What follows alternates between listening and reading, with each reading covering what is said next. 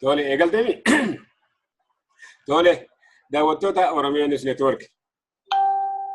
Guyyaan har'aa guyyaa seena qabeessa guyyaa hoogganni adda bilisummaa Oromootii fi waraanni bilisummaa Oromootis iddoo duraan turanirraa walakkaa biyya magaalaa Finfinneetti deebi'uudhaan uummata Oromoo waliin sirna gammachuu gaggeeffachaa jiran. Innaa ta'eefuu nus keessummoota lama qabannee isin dhiyaannee jirra.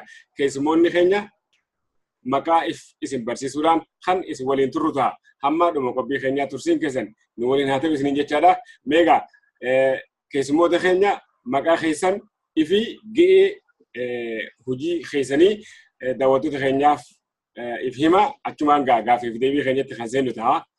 Isinirraan eegala obbo Abbabaa. Galatooma qopheessitoota televezyiinii ONN sagantaa kana qopheessitanii asirratti nu affeeruu keessanii fi maqaan koo akkuma ibsitan Abbabaa Ittaanaan jedhama. Durataa Konyaa Abaa'oo Waashingtan DC'ti. Ulfaadhu. Tole. Ani immoo Tashoomaa Diimeen jedhama. Tumsa qeerroo idil addunyaa koree boordii itti gaafatamaadha. Tole ulfaadha. Obbo Abbabaadhaa fi obbo Tashoomaa afeerraa Oromiyaa News Networkiin isinii godhe kana fudhattanii gaasitti yeroo gabaabaa kana marii nu waliin godhuu keessatti guddaa ulfaadha isiniin jechaadha. Meegaa dhimmi amma deemaa jiru dhimma qeerrootii wajjinis wal qabata waan ta'eef obbo Tashoomaa irraa hin eegala. Mee haalli guyyaa lameen kana deemaa jiruu fi guyyaa boru isa godhamuudhaaf jiraatu irratti ga'een qeerroon bilisummaa Oromoo bahuu qabdu. Tasgabbii cimaa uumuu keessatti sirnichi akka waliigalaatti nagayaan tasgabbiin xumuramuu godhuu keessatti ga'een qeerroon bilisummaa Oromoo godhuu qabdu maali? Guddaa galatooma gaaffii bareedaadha. Egaa akkuma beekamu qeerroon bilisummaa edda akka jaarmiyaatti hundaa'ee jalqabeeti sochii guddaa gochaa ture Oromiyaa keessatti.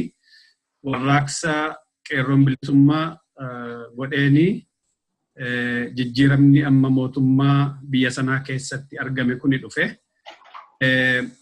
Sochiin qeerroo bilisummaa uummata Oromoo duwwaaf otoo hin taane OPDOdhuma mootummaa sana keessa taa'ee mootummaa sana tajaajilaa turellee gara bilisummaatti isaan fidee isaaniinuu bilisoomse gara qabsoomatti isaan jijjiire.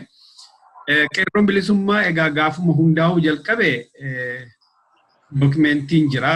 Seerri naamusaa ittiin masakamee deemu jira. Seerri naamusaa sanaani kan inni qabsoo sana gaggeessaa ture. Sanammoo kan nuti mirkaneeffachuu dandeenyu sochii hadhaa waggoottan darban taasisaa ture keessatti otoo uummanni Oromoo du'aa jiru, otoo qeerroon dubartiin ulfaa ijoolleen daa'imni waggaa 8 waggaa 7 du'aa jiranii barattoonni yuunivarsiitii keessatti du'anii reeffi isaanii otoo galaa jiranii haati mucaan jalaa duutee reeffarra taa'e otoo jechaa jiranii sabaaf sablammoonni Oromiyaa keessa jiranii nageenyi isaanii eegamee fi qabsoon kun gaggeeffamaa ture. Mootummaan TPLF uummata kana yoggaa fixutti uummanni Tigraay kan naannoo Oromiyaa keessa jiranii garuu akkuma Oromoo tokko filatanii warri hojii mootummaa hojjetanii jireenya isaanii jiraataa turanii. Kun egaa kan inni ta'uu danda'ee fi sababa qeerroon bilisummaa Oromoo hundeeffama isaarraa jalqabee seera naamusaa ittiin masakamee deemu waan qabuufidha. Xiyyeeffannoonsaa mootummaa fi mootummaa gabroonfataa duwwaa irratti malee sabaaf sablammoota jireenya isaanii karaa nagaa gaggeeffatan irratti waan hin taaneefidha. Kanaaf qeerroon bilisummaa sochii gaggeessuu keessatti naamusa hordofeeti deema. Sochiin amma yoonaa godhee jijjiirraa fidesi isuma sanarraa kan ka'edha. Ammas inni ta'aa jiru isuma sana jechuudha. Naamusa isaa eegeeti dhaabbataa adda bilisummaa Oromoo isaaniin guddisee qabsoo barsiisee gara sochii kanaatti isaan seensisee tarsiimoo adda addaatiin isaan hoogganaa ture. Simachuudhaafis tarsiimoo dhumaa fi naamusa duraan dursaa qabanii irratti hojjetaa turanii ittiin qabsoo kanaa siin gahaniini simachuudhaaf qophii guddaa gochaa turanii. Qophiin isaaniis kunoo har'a gara galmaatti deemaa jira. Boruu dhaabni hooggantoonni dhaaba keenyaa adda bilisummaa Oromoo gara biyyaatti ni galu isa sana naamusuma sanaan simatu jechuudha. Kanarratti xinnoo waanan sii dabaluu barbaadu simannaa kanaadhaaf qophiin godhamaa ture qophii bal'aadha. Qophii bal'aadha. Qophii kana keessatti egaa seera kabachisiisuuf naamusa kabachisiisuuf mootummaan akka mootummaatti yoo jiraate iyyuu qeerroon immoo akka qeerrootti of gurmeessee hojii guddaa hojjeteera. Kana bal'inaan itti deebina galatooma. Ulfaadhu obbo Tashome. Obbo Abbabaa gara keessaniin dhufaa. Amma obbo Tashomen qeerroon bilisummaa Oromoo naamusaan masahamee ifitti kabajaa godhuu caalaa adda bilisummaa Oromootis kabajaa godhee uummata Oromootu kabajaa godhee mormitoota biyya sanii guututti sirni mootummaa tokkoon mormuun maal akka fakkaatu namatti barsiisuu keessatti alagatti barsiisuu keessatti shoora olaanaa gumaachee jecha obbo Tashoman nu ibsanii mee asirratti maal jettanatti? Galatooma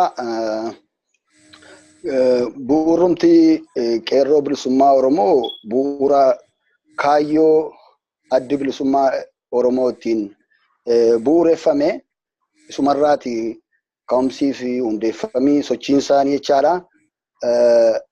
Karaa abbaan isaanii addi bilisummaa Oromoo hordofaniiti injifannoo cululluqaa injifannoo dinqisiisaa kana gonfachuu kan danda'ani.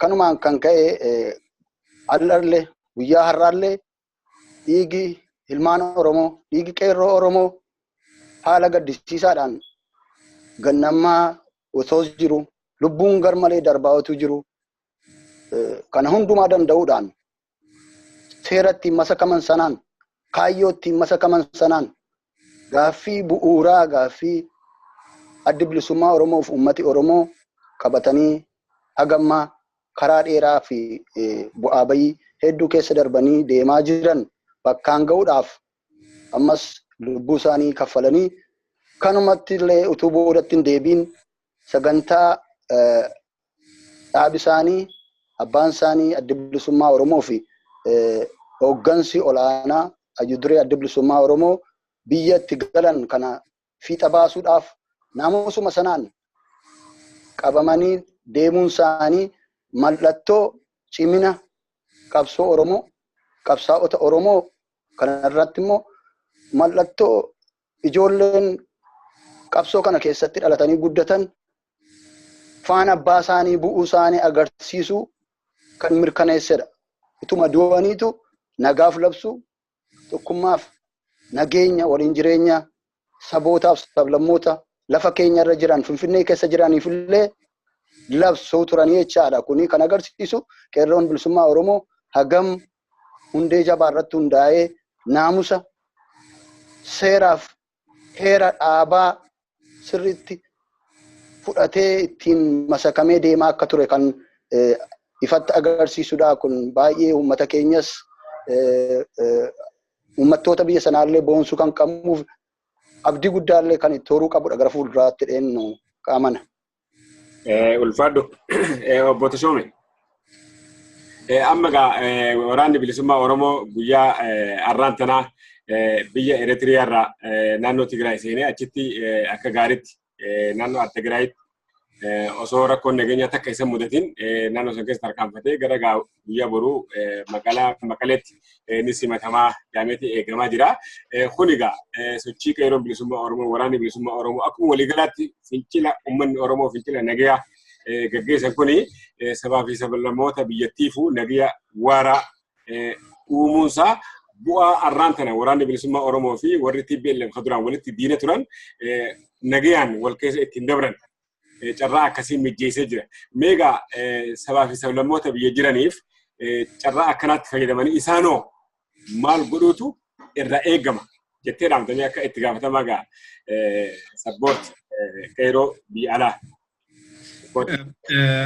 Guddaa galatoomi. Waan uummanni biyya sanaa hundi hubachuu qabu tokkotu jira. Qeerroon inni rasaasa fuuldura dhaabbatee jijjiirraa kana fide wantoota jijjiirraan edda dhufee edda rasaasaan fuulduratti uummata ajjeesuun hamma tokko dhaabbatee isa kaan to'achuu dadhaba isaanitti fakkaatee yaadu taanaan dogoggora guddaadha. Qeerroon qophii guddaa simannaa kanaaf godhe keessatti qeerroo gara 500,000 amma 2,000 ta'anii leenjii kenneera. Obsaatiin leenjii kennee naamusa akka kabachiisaniif. Isaan kuni har'aa jalqabaniiti naamusa sanaan isaan akka kabachiisanii ajajamani. Sababni isaas jala bultiin har'aadha waan ta'eef har'aa jalqabeeti uummanni Oromoo galuu jalqaba jedhaniitidha. Sanarratti akka isaan bobba'aniif leenjiin kennameeraafi warra zoonii irra jiraniifis akkasuma leenjiin kennameera. Haa ta'uutii garuu rakkoon kaleessa dheengadda uumamaa ture sababa isaan kuni hojiitti hin bobba'aneefi warri nagaa booressuu barbaadanii warri amma yoonaa jijjiirama qeerroon fide akka jijjiiramaatti fudhachuu dhiisanii jeequmsa gara biraa uumanii isa keessaa bu'aa argachuu barbaadanii ammayyuu rakkina uumaniiru. Sana keessatti kan baay'ee nama dinqisiisu qeerroon seera naamusaa isaatiin masakamee deemuusaa kan inni mul'isu osoo akaanitti darbatamuu qeerroon hiriira galee deemaa ture. Isa rukutame baattatee hospitaala keessa otoo dhagaa tokko namatti hin darbatiin otoo ulee tokko ol hin kaasiin irra isa biraa rukutame hospitaala geessaadha. Kaayyoo isa manaa bahee fi sanaaf deemaa ture. Osoo riveenjii fudhachuu barbaadeera ta'e qeerroon waan hamaan warra dhagaa darbate irra gahaa ture. Miidhaan inni Oromoo irra ga'e qeerroo irra ga'e isaan irra dhagaa ture. Ajjeechaan inni Oromoo irra ga'e isaan irra dhagaa ture. Garuu kaayyoon inni isaan ittiin manaa ba'an inni isaan ittiin qabsoo kana eegalanii namoota dhuunfaa otoo hin taane sirna jijjiiraa irrattidha.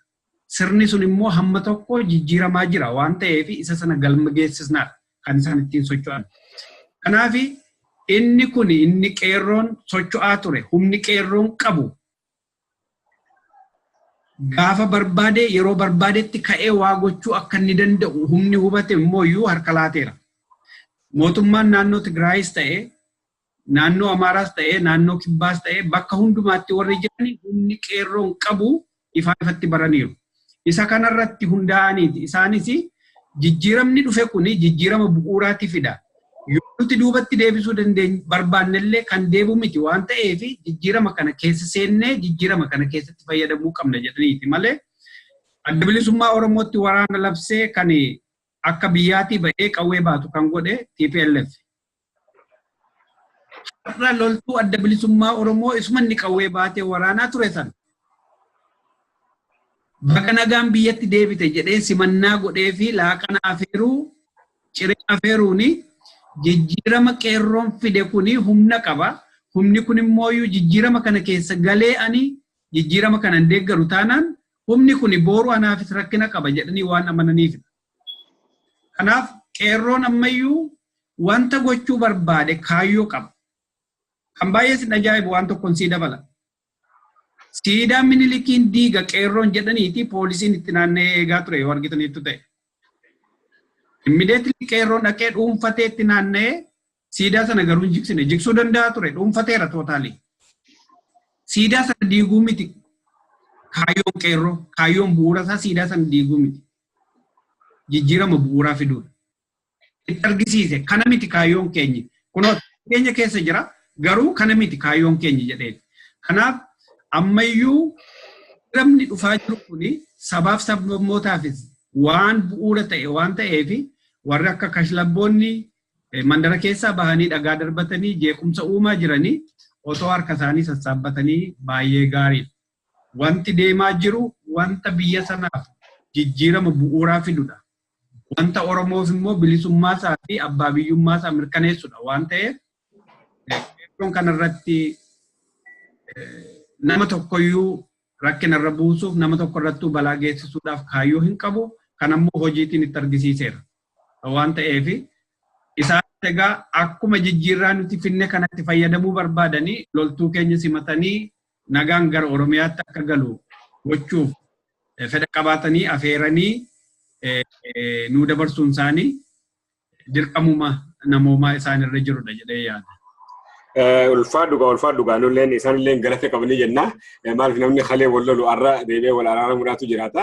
Hawaasni silattuu wal dhabee hin jiru. Sirna bulchiinsa TPLF fi uummata Oromoodhaa miidhee nus habalaleeffachaa turre. Sirna malee uummata Tigraay miti.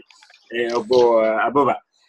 Mee hawaasni magaalaa Finfinnee arra wanta nama dinqisiisu isaan hojjechaa jiran keessaa godinaalee Oromiyaa hundarraa keessummoonni dhufanii arraantina magaalaa Finfinnee jala bultii kanaaf bulaa jiranii otoo deemanii hoteelanii fi maaluu bulla jedhanii hoteelan naannoo san jiranuu isaan keessummeessuu hin danda'anii hawaasni magaalaa Finfinneedha abboottiin qabeenyaa bahanii nyaata dhugaatiidhaan keessummoota godinaalee Oromiyaa garagaraa irraa dhufan kana keessummeessaa jiran.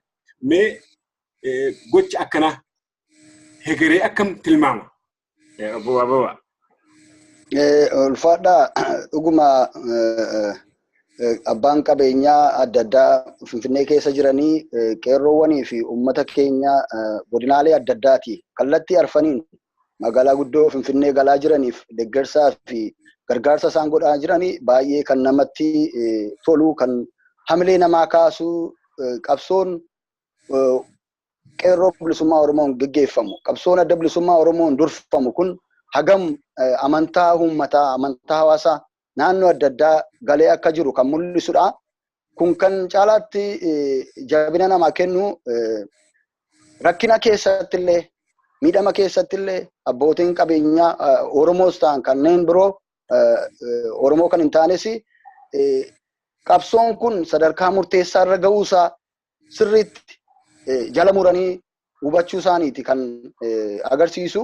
Keessattuu lafa qeerroon keenya dadhabanii jiranitti nyaata dhabanii jiranitti dhugaatii dhabanii jiranitti abbaan qabeenya tokko tokko arjoomina isaan godhanii qooda fudhannaaf deeggarsa isaan qabsoo kanaaf godhaa jiran baay'ee kan isaan galata isaanii agarsiisudha. Kanillee qooda isaan qabsoo kana keessatti ba'aa jiran seenaa keessatti isaan galmeessisudha. Hawaasa kaaniif immoo akkasuma hawaasni namooti yookiin abbaan qabeenyaa Oromoon ta'anillee egeree ummata Oromoo egeree qabsoo Oromoo kan akkuma sirriitti hubatanii qabsoo kana bira hiriiran qabsoon ummata Oromoo sadarkaa murteessaa irra ga'uusaa callisanii mataanii tilmaamuu duwwaatu hin taane yookiin immoo wanta adda addaa hojjechuudhaan akka irra Finfinnee keessatti kaleessaaf dheengadda argaa turre kana hojii akka shalabbootaatiin jeeqamanii yookiin burjaajanii wanta hin taane gochuu irraa of qusatanii qabsoo akka qilleensaa akka buubbeetta si'achi iddoo hundumaatti wal ga'ee baalaaf muka raasaa jiru kana duukaa hiriiranii deeggaraa ta'anii qooda keessatti fudhatanii jabeessuudhaan egeree isaaniillee tolchuun irraa eegama. Qabsoo kana bira hiriiruun hojiidhaan malee afaaniin miti. Yemmuu yakki yookiin dabii qeerroo irratti hojjetamu hawaasa keenya irratti hojjetamu hawaasa keenya hooggansa isaa dhaaba isaa simachuudhaaf gammachuudhaan jaalalaan murannoodhaan qormaata kanaan dura rasaasayyuu keessa darbee amma yeroo nagaatti yeroo itti olaantummaa siyaasaa gama hundaan gonfatee jiru kanatti deemaa jirutti kanarrayyuu darbee immoo qaamuma hawaasota adda addaa naannoo impaayera sana keessa jiranii mana hidhaa impaayera sanaa keessatti rakkataa turaniyyuu aarsaa qaalii qeerroon bilisummaa Oromoo uummati Oromoo qabsaa'oti Oromoo ifaaf dhokataan kaffalaa turaniin isaaniin iyyuu hidhaadhaa baasuurra darbeeyyuu biyya baqannaa waggaattan 30-20 keessa jiraataa turan biyyatti deebi'uun akka abjuutti ilaalamaa turetti dhiiga kaffalame aarsaa kaffalame biyyatti deebisee firoottan isaanii wajjinuu walitti deebisee isaaniif iyyuu abdii guddaa utubaa guddaa ta'uunsaa hiika guddaa isaaniif kennee qabsoo kana bira shakkii tokko malee mamii tokko malee hiriiruun murteessaa barbaachisaa akka ta'e taayimii kana yeroo kanatti hin fayyadaman taanaan yeroo itti Oromoon ibsa gammachuu isaallee ibsachuudhaaf hooggantoota isaa qabsaa'ota isaa simachuudhaaf magaalaa isaa keessatti lafa isaa keessatti wal ga'ee gammachuu isaa ibsachuuf deemu kanatti illee gufuu du'a garmalee ajechaa miidhama madaa garmalee karaa kashlabbootaas haa ta'u qaama beekaas ta'e utuu hin beekin gurmaa'ee miidhaa irraan ga'u socho'u kana irraa qabuun yookiin immoo irraa ittisuun dirqama isaanii akka ta'e kanaanis solidaaritii tokkummaa qabsoo uummata Oromoo wajjin karaan itti agarsiisan hojiidhaan malee oduudhaan akka hin taane qeerroon hojiidhaan agarsiisaadhaan qabsaa'ota Oromoollee kanuma irraa eeguu kanaaf jabaatanii akka qabsoo uummata Oromoo bila hiriiran qabsaa'oti yookiin dhaabbileen siyaasaa ta'u uummattooti magaalaa Finfinnee keessa jiraatan kanatu isaan irraa eegamaa jira yeroo murteessaa kana keessatti. Tole guddaa galatoomaa ulfaadha. Amma obbo Ababeen haasawu isaanii keessatti qeerroon bilisummaa Oromoo qormaata cimaa keessa dabree waan jiru haasanii obbo Tashoomee gara keessa dhufaa qormaata cimaa keessa dabree dhugaadha. Amma sadarkaan nuti irra geenyee jirru gadaa haariyaatti tarkaanfachuudhaaf deemna. Maaliif amma fuulbana 15 irraa eegallee gadaa haariyaatti tarkaanfachuudhaaf deemna. Gadaa jaarmiyaa, gadaa tokkummaadhaa, gadaa guddinaa isaanitti tarkaanfachuudhaaf deemna waan ta'eef kanatti qeerroon bilisummaa Oromoo maal godhuu qaba? Akkuma kanaan dura sirna nama nyaataa, sirna hamma funyaanitti hidhatee uummata keenya hidhaa ajjeesaa biyya godaansaa ture san diiguu keessatti, bittinneessuu keessatti, balleessuu keessatti shoora olaanaa gumaachetti arra hoo biyya ijaaruu, tokkummaa cimsuu, sabaa fi sablammoota jidduutti hafuurri obbolummaa akka cimu godhuu keessatti qeerroon bilisummaa Oromoo maal godhuu qaba? Obbo Tashooma. Guddaa galatoomi gaaffii bareedaadha. Qeerroon bilisummaa har'a miti sana kan eegale. Gaafuma qabsoo eegaleetii jalqabeeyyuu sana hojjechaa ture. Hafuurri tokkummaa, hafuurri obbolummaa, hafuurri wal hubannoo sabaaf sablammoota jidduutti jiraatee sirna nama nyaataa sana duwwaa ofirraa buqqisuu irratti akka xiyyeeffatu irratti hojjetaa turani. Har'a jalqabani miti yookiin immoo boru jalqabu miti jechuu barbaadeen. Fakkeenya tokko yoonsii fudhachuu barbaade 2016 gaafa irreechaa naannoo Amaaraatti haala dhokataatiin dhaqanii dargaggoota naannoo Amaaraa ijaaranii gara baasii sadiitiin ture kan isaan dhufanii waan irratti hirmaataniidhaan affeeramanii jechuudha irreecha irratti irreechiroo sanarratti. Kuni maal argisiisaa? Qabsoo kana galmaan gahuuf sabaaf sablammoonni biyyattii sana keessa jiranii murteessoo ta'uu isaaniitu argisiisa. Isaa booda gaafa Abbayyaa irratti aramaa wayii bahee isa waanii gochuuf deemame harka lafa jalaatiin qeerroon bilisummaa keessatti ijaaramee deemee ture. Kan isaan hin beekne kan isaan isaanii se'anii faana ergan jechuudha warreen tokkiyyuu. Yeroo sanas hojii hojjetanii dhufanii. Har'a miti jechuudha hojii kana kan eegalani. Kanaaf qeerroon bilisummaa jalqabuma leenjii kennamaa fi qarumatti miti kan qabsoo kanatti seenamu. Tarsiimoo yeroo yerootti ba'eeti leenjiin kennamaa fi leenjiin biyya keessatti kennamaa, biyya ollaatti kennamaa, biyyoota adda addaatti kennama. Leenjiin kun kan inni hammatu kana hundadha. Yoo diinni amma nama nyaataa jiru kuni mootummaan abbaa irree nama nyaataa jiru kuni yoo kufe isaa booda maaltu ta'a inni jedhus leenjii kennamaa ture. Ammas kennamaa jira. Ammas ammaa mataasaa hedduma dhaabni mootummaa biyya Bush wajjiniin araarame illee leenjiin adda addaa kennamaa ture. Addi bilisummaa Oromoo hoggansisaa edda biyya keessa galee booda qeerroon bilisummaa Oromoo sochiinsaa maal fakkaachuu qaba? Fincilarraa gara kamitti jijjiiramuu qaba? Isa sana immoo kamitti galmaan gahuu qaba isa jedhu leenjiin kennamaa ture. Kanaaf waan baay'ee isaa asitti baasanii dubbachuun hin barbaachisu ammatti garuu addi bilisummaa Oromoo hoggansisaa adda biyya keessa galee addi bilisummaa Oromoo biyyuma keessa ture isa kana jala muruu qabna. Addi bilisummaa Oromoo biyyuma keessa ture. Waraanni bilisummaa Oromoo biyyuma keessa ture. Amma kan galaa jiru hoggansadha. Yoo hoggansisaa guutummaa guutuutti biyya keessa galee qeerroon bilisummaa Oromoo dhaabasaa wajjiniin ta'ee akkamitti Oromiyaa uummata Oromoo darbees immoo uummattootaa fi naannolee ollaa jiran wajjiniin hojiin inni hojjetu lafa taa'ee jira. Leenjiin adda addaas hoggantoota zooniirraa filamaniif kennamaa ture. Warri zooniirraa immoo gara aanaatti gadi bu'anii leenjii kennu. Isaa booda wanti hojjetamu hin jira jechuudha. Kanaaf kanaa booda qeerroon bilisummaa yeroo fincilaa xumureera. Hanga mootummaan suni deebisee qawwee kaasee uummata keenya irratti gabrummaa guutummaa guutuutti hin kufne ishuma amma kufaa jirtu kana guutummaa guutuutti gabrummaa kuffiisee gara diimokiraasiitti amma jijjiiraa deemetti qeerroon bilisummaa Oromoo gara fincilaan hin deemu. Yoo wanti sun garuu riivarti gochuu barbaada ta'e gara duubatti deebi'uu barbaada ta'e qeerroon bilisummaa isa sanaafis qophiidha.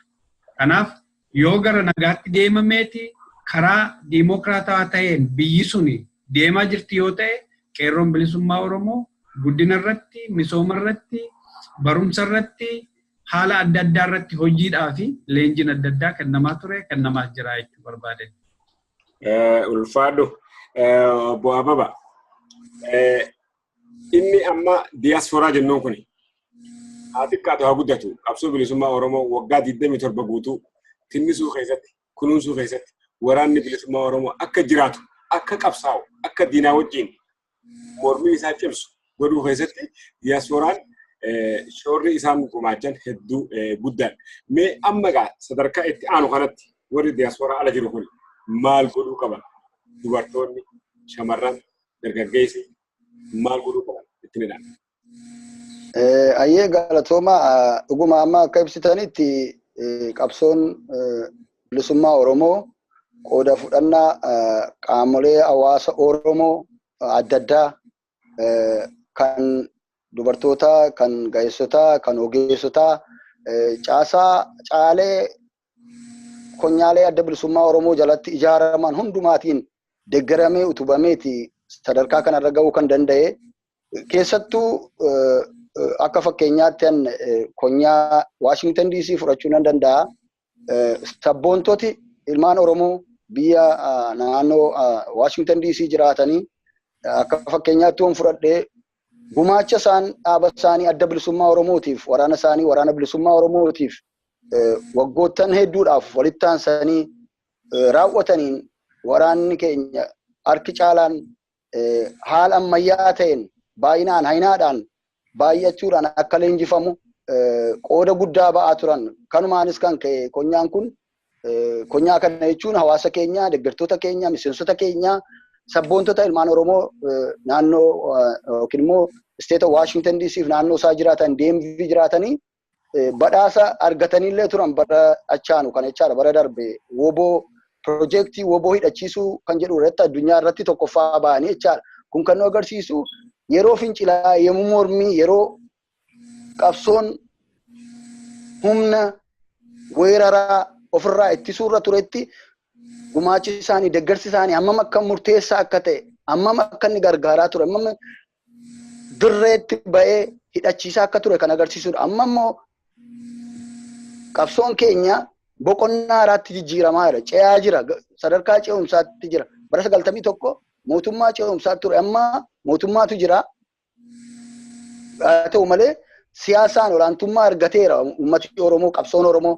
Kana deebisanii siyaasa olaantummaa argatame kana akkaataan itti kaayyoo qabsoon bilisummaa Oromoo ittiin masakamee geggeeffamaa ture sana bakkaan ga'amutti yookiin galma ga'utti galma hin geenye amma ona qabsoon keenya garuu haala gaariirra jira karaa qabatee jira. Kana bakkaan ga'uudhaaf hojiin biyya keessatti kalandastaan dhoksaadhaan hojjetamaa ture. Hojiin siyaasaa adda bilisummaa Oromoo hojjetaa ture. Almost garri caalaan 95 ol dhoksaadhaan hojjetamaa ture.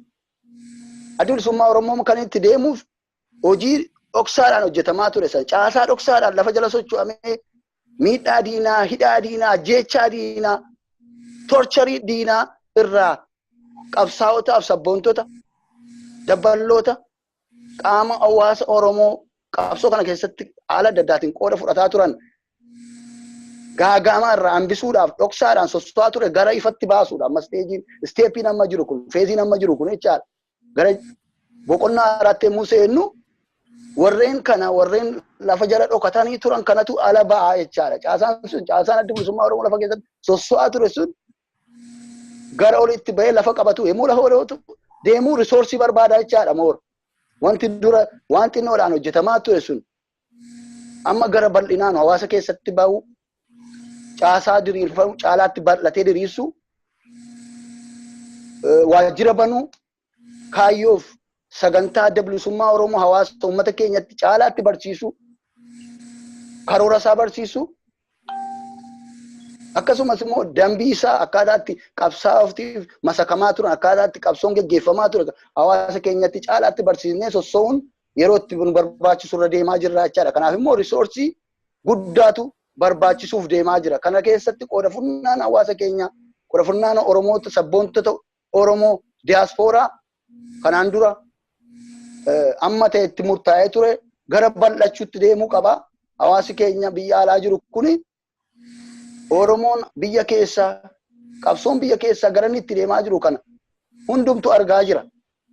Oromoon waliin dhabne wanta dhabne waliin dhabne malee wanti nun irratti wal dhabne xiqqaadha. Kana irratti walii gale hawaasi keenya biyya keessaa qabsoo gara duras kan inni hiriiraa jiru kana irratti walii gale wanta waliin dhabne kana waliin deeffachuudhaaf waliin kontribiitii gochuun barbaachisaadha. Amma ammaatti qabsaa'oti sabboontoti Oromoo keessattis alattis qooda fudhannaa baay'ee qabaatan malee overwhelm godhee uummata akka jirutti grassrootidhaan ala kanaa sosso'uun hin mul'atu ture kun mul'achuu qaba amma. Namatti ciche nama qabsoo kana duwwaatti cichee of kennee sosso'aa tureen baay'een isaa kan sosso'u. Kana booda garuu dhimma uummata Oromooti kun dhimma egeree Oromooti kun dhimma kaayyoon Oromoo gaaffiin Oromoo bu'uuraa gaaffiin abbaa biyyummaa deebii argachuu qabaatti deemaa wanta jirruu fi kana keessatti qooda fudhannaan hundumaa barbaachisaa wanta ta'eef kanaaf of qopheessuun boqonnaa aaraa boqonnaa ce'umsaa gara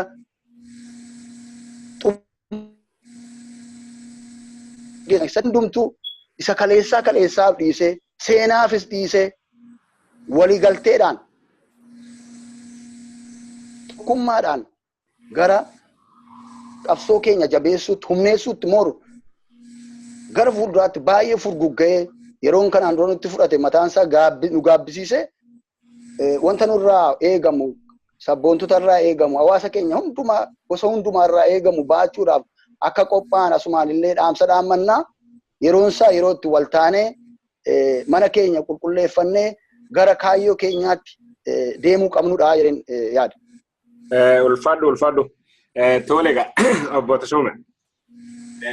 Ati egaa akka itti gaafatamaa tumsa yeroo idil addunyaati. Biyya alaa kanatti egaa hojii gaggeessaa jirta. Inni amma obbo Ababeen kaase keessaa hojiin irra hedduun hojii xoo'isaadhaan hojjetamaa ture jechaadha kaasanii. Egaa qeerroo bilisummaa Oromoo keessaa hojiin akka komiitti bakka hedduutti ta'aa ture keessaa isa kana maaliif wanti ifatee tokko hin jiru. Inni deemu hundinuu qeerroo naatu uume sadarkaa jawuu maaliif egaa hojiin xoo'isaa ta'uurraa isa kanaatu dhufe. Egaa inni sun fuuldura kan deebine caasaan ifaan ifatti uummatatti ifa bahuu keessatti maaltu godhamuu qaba akka egaa hoogganaa qeerroo bilisummaa Oromoo biyya alaatti. Osoon isa kanan tuqin dura kan Jaal Abbabaan kaase gaggaarii kaaseera ishee irratti waa dubbadheen gara isa kanatti darba. Diyaaspooraan Oromoo biyyoota adda addaa keessa jiru ani bakka sadiitti qoodeen ilaala.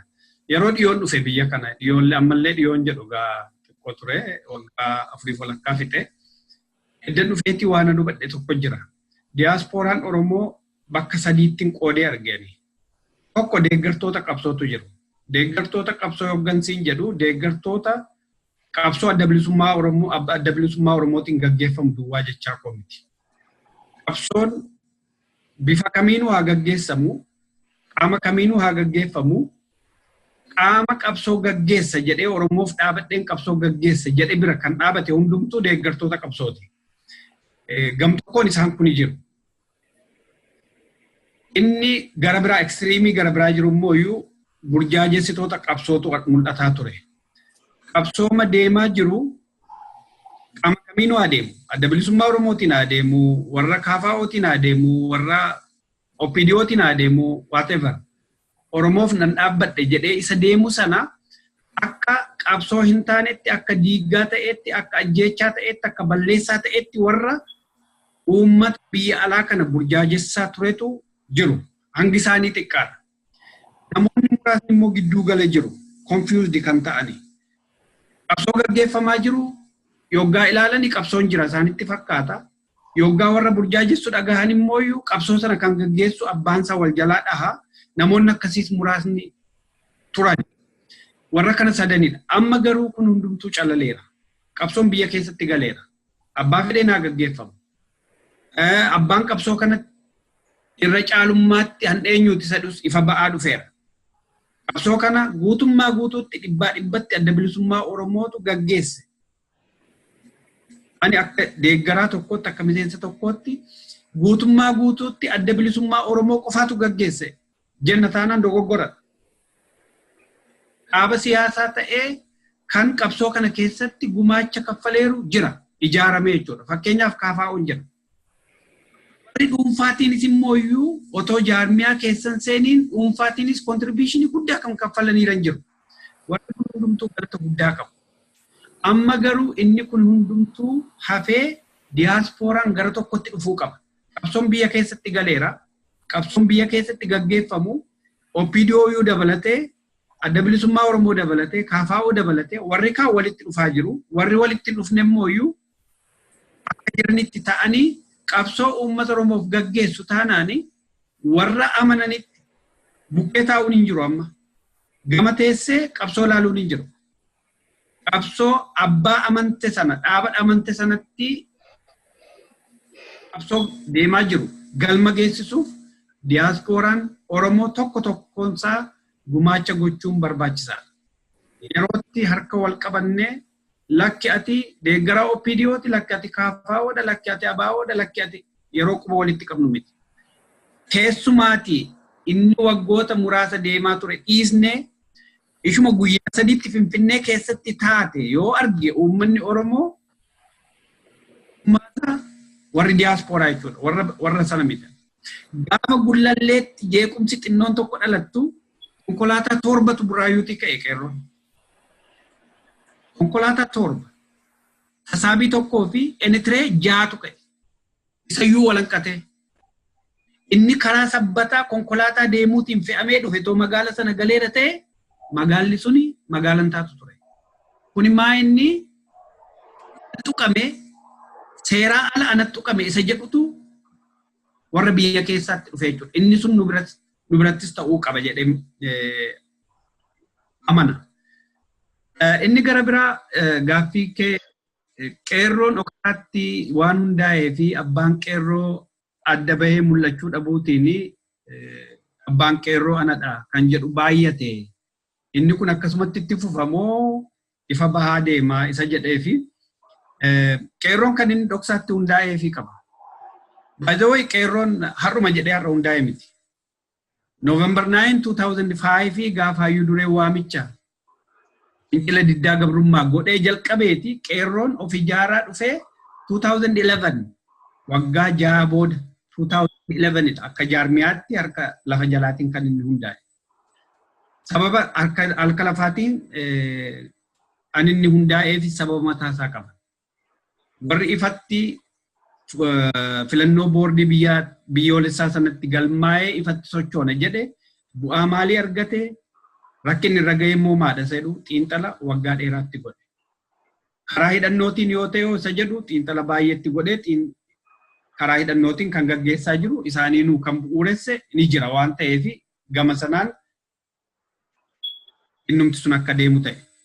Harka lafa jalaatiin kan inni hundaa'ee fi bobaa diinaa jala taa'eeti hojjeta waan ta'eef. Yoo saaxila ba'e rukutama waan ta'eef. Fakkeenya tokko sii fudhachuu fi KFO'n liigii dargaggootaa ijaaree ture. Liigiin dargaggootaa sochii gaarii jalqabanii turan. Garuu baay'een isaanii mana hidhaa seenani. Sababni isaas fuulduratti ijaaramani waan ta'eef.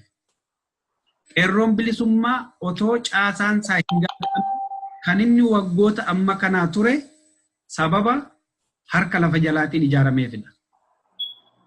Namoonni baay'een anatu gaggeessa kan isaan jedhanis immoo mammaaksa Oromoo tokko jira. Aannan gaalaa afaanitti qabsiiseeti yoo liqimsite harmee kee du'a yoo tufte abbaa kee du'a jedhee jedhani. Kanatu nu qabe waa dubbachuuf dhaabas kanatu qabe yoo dubbate qeerroo bilisummaa biyya keessaatu gaaga'ama yoo callise inni itti wareegama kaffale inni yerootti baajata itti ramadee leenjisee tarsiimoo baasee bobbaasee qabsoo kana finiinsu abbummaa dhabeeti inni kaan abbummaatti ta'a. Kanaaf amma kanaa booda garuu maal ta'uu qaba jedhu qabsoon kun hin geenye. Reefu karaarra jira, adeemsarra jira. Har'aaf har'atti caasaa hunda yoo ifa baaste meeshaan harkuma diinaa jira, seekuritiin harkuma diinaa jira. Wanti kun riivartii yoo godhe zeeroo irraa akkaataa jechuudha. Kanaatiif dhaabni akka dhaabaatti qeerroon bilisummaas akka qeerroo bilisummaatti waan irratti mari'atanii hojjetaa jiran jira. Inni yeroon isaa yeroo ga'u ifa ba'a garuu ammatti qabsoon kun galma gaheera otoo hin taane karaarra jira waan ta'eef yerootti hundumtuu ifa ba'ee waan hundumtuu akkasitti deemaa ture abalutu gaggeessaa ture achiin bahaan lixaan jedhee yerootti haasa'amurra hin jirru ammayyuu.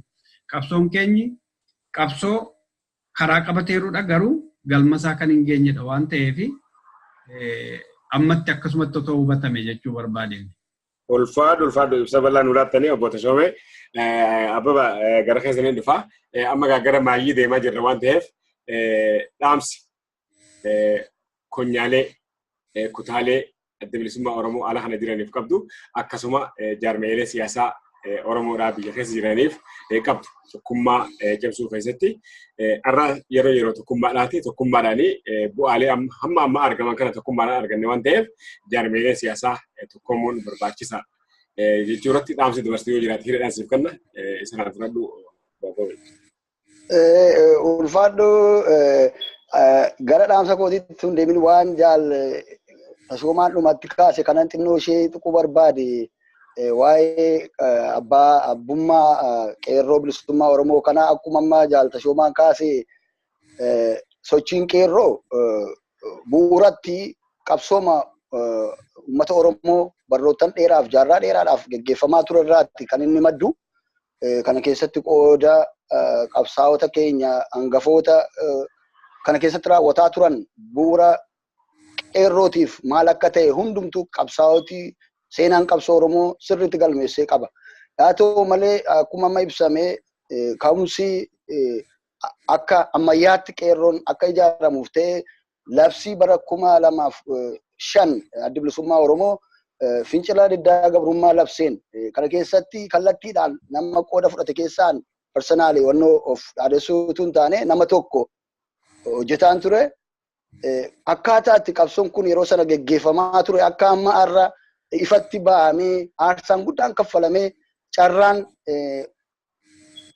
qabsaa'oti uummata keenyaa banan baay'ee akka bal'ate kanaa miti.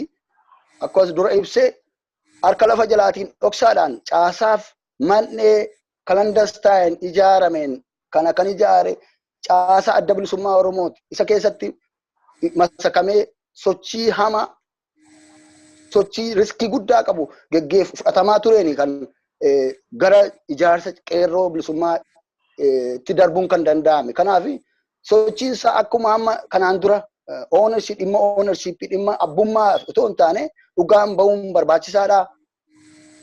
Haqi seenaa keessatti secaamee gara fuulduraatti hin ba'a garuu ammatti faaktiin jiru sochiin qeerroo bilisummaa Oromoo sochiin fincila diddaa gabrummaa yoo xinnaate amma akka formaal jira akka sochii ammayyaatti sochii non-violent struggle qabatee kan inni dhufe bara 2005 labsii yookiin immoo dhaamsa labsa adda bilisummaa Oromoo uummata Oromoof godheen November 9 bara 2005 yookiin immoo Sadaasa 9 bara 2005 gaggeeffameen bu'uura argatee bu'uura godhatee isa keessatti aarsaan guddaan kaffalamee yeroodhaaf akka qabbanaa'u haa ta'u malee hundeen isaa diriiree hawaasa keenya keessatti caasaaf tika sochii waraanaa diinaa hundumaa danda'ee hidhaa danda'ee ajjeechaa danda'ee torchii danda'ee kan as ga'edha. Hundeen mataa isaatii bu'uura cimaa wanta qabuuf as ga'e. Kana keessatti gaaga'ama miidhaa ammaatti gagga'aa ture. Mootummaan kun hanga siyaasaan olaantummaa qabsoo Oromootiin mo'atamutti miidhaan caalaan iyyuu ga'uu hin danda'a ture. Utuu of baasee sosso'atee yeroo sana. kana dhoksuudhaaf jechadha kan inni lafa jala galee hundumtuu maqaan lafa jala galee sababa matquubsaa qabu wanta lafa jala galee abbummaan karaa qaamota adda addaa kan inni itti dhiyaataa ture jechaadha. Kanarratti tuquu barbaade waa'ee gara dhaamsa konyaalee fi kutaalee caasaa adda bilisummaa Oromoo biyya alaatiif akkasumas dhaabota biyya keessa jiranis ala jiraniif qabu irratti caasaan adda bilisummaa Oromoo biyya alaa kun jiru biyya alaa jiru akka gaariitti socho'aa ture. Caasaan adda bilisummaa Oromoo halaa jabaachuu isaati humnuma qabuun miseensotuma muratoo cichoo of kennoodhaan ta'an wanta qabuuf qabsoon kun biyya keessattuu dirreewwan waraanni bilisummaa Oromoo keessa sossoo'u keessatti haala barbaachisaa ta'een haala amansiisaa ta'een sossoo'uun kan danda'ame. Kanaaf konyaaleen adda bilisummaa Oromoo kutaan akkasumas caasaan olaanaan adda bilisummaa Oromoo yeroo ammaa kana akkaataatti sossoo'u kana jijjiiruuf adeemaa jechaadha. Maaliif ofiishaalii biyya keessatti dhaabi kun seeraan eeyyamamee fi uummata isaa keessatti sossoo'u wanta deemuuf nuunis ofiishaalii asitti advocate gochuu loobii gochuu deeggarsa gaafachuuf deemuuf jirra jechaadha. Kanaaf akkaataatti deddeenu kanaan duraarraa adda ta'uuf deemaa jira. Kana keessatti walitti dhufeenya neetwoorkiin caalaa jabaachuu hawaasa keenya moor caalaa hammachiisu ijaaruun ala kanatti illee itti jabaatee deemuu akka qabu kanarratti humnaan akka yeroo keenya caalaatti dabarsinee tooftaaf tarsiimoo adda addaa fayyadamne itti fuulleffachuu akka qabnudha kan hubannu. Dhaabilee siyaasaa Oromoo biyya keessa sosso'an keessattuu qabsoo kana keessatti haarsaa guddaa kan kaffalan dhaabileen siyaasaa fakkeenyaaf personaalii kana fudhuudhaan KFO'n dura Oromoo National Congress yommuu jedhamu sana akka sila tuqee Youth League qabu turan. Isaanii wajjin mana hidhaa turre baay'een isaanii wajjin qaallittii turre isaanii wajjin maayikalaawwii turre. Maal tachitti nu geesse kaayyoo tachitti nu geesse Oromummaa tachitti nu geesse paartii kamii maal kamiin jennu turre. Yommuu hooggansi isaanii dhufu duwwaadha kan isaan waamamanii ijoolleen Dr. Mararaa jedhamanii bahu turan maayikalaawwii keessatti hin bahu. Wanta jiru information ala jiru hin arganna karaa isaanii. Kaayyoon keenya tokko kun maal nutti agarsiisa ture tokkummaan qabsaa'ota Oromoo yeroo sanallee yeroo fincila diddaa gabrummaallee hagam hundeensaa cimaa akka ta'e akka sibiilaa cimaa akka inni ta'e nutti agarsiisa ture. Yeroo ammaa immoo yeroo qabsoon keenya olaantummaa argatee karaa hundumaan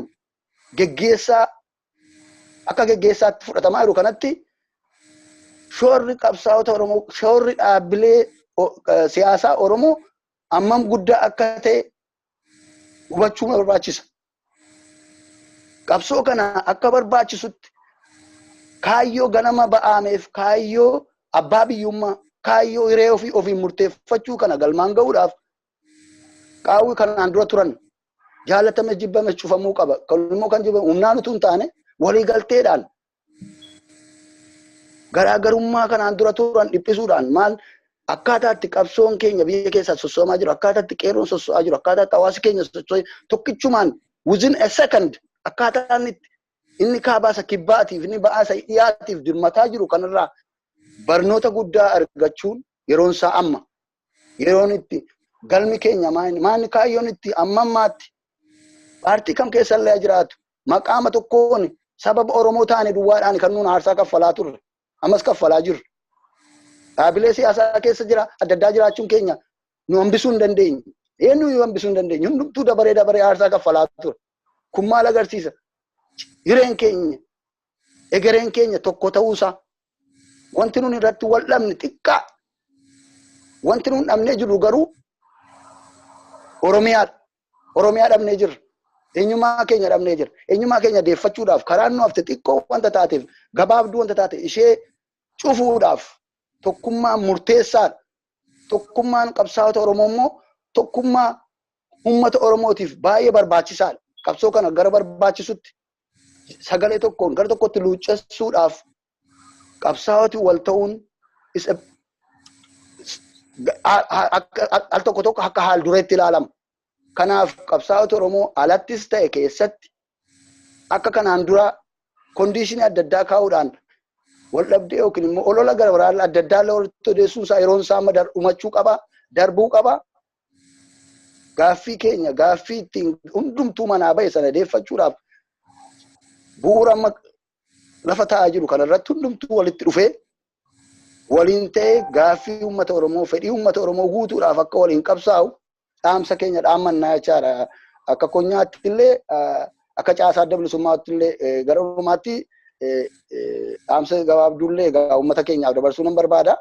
Hawaasi keenya illee waliin ta'ee qabsaa'ota kana akka deeggaru qabsoo kana akkuma amma wal ta'ee tokko ta'ee dhaaba adda bilisummaa Oromoof hooggana isaa hayyu duree isaa simachuudhaaf sosso'ee kanatti tarkaanfii ittaanuuf karoora dhaabi adda bilisummaa Oromoo biyya isaatiif Oromoof Oromiyaatiif baaseen isa duuba hiriiree aarsaa kanaan dura kaffale hiikatti gochuudhaaf galmaan ga'uudhaaf caminaan murannoodhaan akka duukaa hiriiru murteessaan uummata keenya wanta ta'eef ciminaan akkatti jabaatetti fufuun aammachuu barbaada. Tole amma osoo gara xumuraa deemaa jira waan ta'eef hiree maayyiitti bootashoo maraafiin kanna akkasuma wanti siilaa dhiyoo jiraate guyyaa boru sababii hooggantoonni adda bilisummaa Oromoo biyyatti uummata Oromootiin simatamuudhaan wal qabatee konyaaleen adda bilisummaa Oromoo hedduu ana kanatti wal gahii qabanii dhaamsa akkasii dabarfachuu yoo barbaaddan hireen isin kanna. Ayyee ulfaadhaa ammallee irra deebi'ee isin galateeffadhaa. Konyaaleen adda bilisummaa Oromoo keessattuu konyaan adda bilisummaa Oromoo Waashingtan DC guyyaa seena qabeessa borii jechuudha. Guyyaa qabsoon keenya deebi'ee uummata keenya keessatti galu guyyaa hooggantooti keenya waggoottan dheeraadhaaf qabsoo uummata isaaniif jecha gaaffii uummata isaaniif jecha haqa uummata isaaniif jecha gaaraalee adda addaa keessatti bosonaaf gammoojjii adda addaa keessatti gubataa turan uummata isaaniitti adaraa fuudhan sana qabsoof kaayyoo fuudhan sana uummata isaanii biratti gashan wanta ta'eef guyyaa seena qabeessa guyyaan kun guyyaa kabajamaadha. Nuunillee kanuma yaadachuudhaan konyaan keenya hawaasa Oromoo naannoo Washington DC hawaasa utubaa qabsoo kanaa ta'e nu duukaa hiriiraa ture. Akkasumas immoo sababa adda addaatiin qabsoo kanatti illee dhiyeenyaan qooda fudhachuu hin dandeenye garuu yaadisaas fedhiinsaas fedhii qabsoo bilisummaa Oromoo hawwii qabsoo bilisummaa Oromoo hawwii abbaa biyyummaa ta'e kana akka isaan nu duukaa dhufanii guyyaa borii sagantaa qopheessine sagantaa sirna simannaa hayyu duree adda bilisummaa Oromoo Jaal Daawud Ibsaa Finfinneetti godhamuu fi akkasumas hooggantoota olaanoo adda bilisummaa Oromoo fi waraana bilisummaa Oromoo gaggeeffamu irratti nuunis gammachuu kana kabajachuudhaaf wanta wal geenyuuf akka dhufanii nu wajjin yaadannoo kana irratti yookiin immoo kabaja kana irratti hirmaatanii dhaammachaa kana keessattuu hangafooti qabsoo dhaabilee siyaasaa adda addaa keessa jiraatan illee sababa adda addaatiin qabsoo irraa fagaatanii turan yookiin immoo manatti deebi'anii turan dhaabilee adda addaa keessa turan guyyaan kun guyyaatti firii qabsoo isaanii yeroo adda addaatti baroota adda addaatti keessatti aarsaa keessatti kaffalaa turan itti argamu wanta ta'eef dhufanii yaada qaban muuxannoo qaban gabaabsanii illee yeroo itti nu hiran akkasumas immoo gara egeree Oromiyaa irratti egeree uummata Oromoo irratti gara fuulduraatti maal akka hojjechuu qabnu akkamittiin akka wal faana hiriiruu qabnu akka kanaan duraatti utuu hin taane faffacaanee wal dura aduubaan utuu waliin sakaalin wal dura dhaabatiin akkaataatti sossoo'uu dandeenyu sagalee tokkoon humna tokkoon kaayyoo tokkoon sossoo'uu akka dandeenyu irratti muuxannoo fi gorsallee akka walii daddabarsinuuf waltajjii yookiin immoo sagantaa dhiyaate irratti akka nu argamaniif asumaan waamicha koo maqaa konyaa adda bilisummaa Oromoo Washington DC dhaaf jiraattota DMV-tiif dabarsuun barbaada. Isinillee dhaamsa kana nu dabarsuuf sagantaa kana nu qopheessuu keessatti wanta haala nu mijeessataniif galanni keessan bilisummaa ta'u jechuun barbaada. Ulfaadha. Tole gaabbatoo shoma yeroo naaf kanname dhumatee jira waan ta'eef gara dhumaa deemaa jirra. Daqiiqaa maallii sifiin kanna jiraattota naannoo Washington DC dhaa gaammoo obbo Ababeen boru afirraa qabna jechuu ibsee meeqa isin waltajjiin kun eeysaa sa'a meeqatti hirmaachuun akkamittiin akka mijaa'uuf waan itti dabaltan yoo jiraate hiree isin bal'aa dabboota shome. Guddaa galatoomi jalqaba jechuma lamaan tokko akkaniin dubbadhu bilisummaa biyya keessaa naamusa amma yoonaa ittiin deemaa tureeni boru hoggansa isaa simatee naamusuma sanaan qabatee nagaatiin akka gara mana isaatti galuu abdii guddaan qabaa irratti hojjetameera waan ta'eef uummanni Oromoo biyya alaa keessa jiranii firoottan isaanii biyya keessa jiranii karaa walquunnamtii qaban hundaatiin wanta kana akka nu akeekkachiisanii dhaamsan dabarfadha. Itti aansee boruu hogganni adda bilisummaa Oromoo fi waraanni bilisummaa Oromoo gara biyyasaa Oromiyaatti galu sababeeffachuudhaani qophiin konyaatiin qophaa'ee community Oromoo Washington DC 6212 Third Street Northwest Washington DC 20011 bakka ta'ettidha. Sa'aatii 2 jalqabneeti kan waan sana gaggeessinu artistoota Abdii Nuuressaa fi naannoo kana kan jiran Abdii Nuuressaa fi Addisuu Karrayyuu akkasumas Tubajjiin wajjiniin jiru. Isaaniin keessummoota keenya bashannansiisa. Guyyaa kanatti waan nuyi guddaa hojjennu boru waan konyaan baay'ee haasa'u yookiin qopheessitoonni baay'ee haasa'an toon taane uummatarraa yaada baay'ee fudhannee gara fuulduraatti tokkummaa akkamitti akka ijaaruu dandeenyu irratti guyyaatti hojjennudha. Keessumaatii qabsaa'onni gameeyyiin kanaan dura qabsoo kanatti wareegama guddaa kaffalanii amma sababa adda addaatiin gara manaatti deebi'aniira yoo jiraatan yookiin kallattii biraatiin qabsoo gaggeessaa jiran yoo jiraatanii akka nu argamanii cimsinee hubachiisna. Miseensonni deeggartoonni adda bilisummaa Oromoo fi hawaasni keessumaatii dargaggoon Oromoo egeree Oromiyaaf murteessaa waan ta'anii fi hundi isaanii akka irratti nu argamani barbaanna. Guddaa galatoomaa isinis qophii kana qopheessitanii nu afeeruu keessanii fi hojii guddaatti jirtu. Bu'aa isin hojjetaa turtanii kunoo amma Oromiyaa keessatti wanti mul'ataa jiru isuma waan ta'eef isinillee galata guddaa qabdu. Galanni keessan haasayyaannuu sana haa ta'u jechuun barbaada. Tole egaa ulfaadha. Ogeessa kaameeraa Garbii Nuuree waliin ta'uudhaan kan hamma ammaa isin waliin tureen Absalaam Suuteeti, obbo Tashoomaa fi obbo Ababaa Tursii gabaabaan waliin gootaniif horaa bulaa ulfaadhaan isiniin jaala. Galatoomaa isinillee hojii guddaa itti jirtanii fi baay'ee isin galateeffannaa galanni keessa bilisummaa ta'u. Tole nagaan nu bulaa.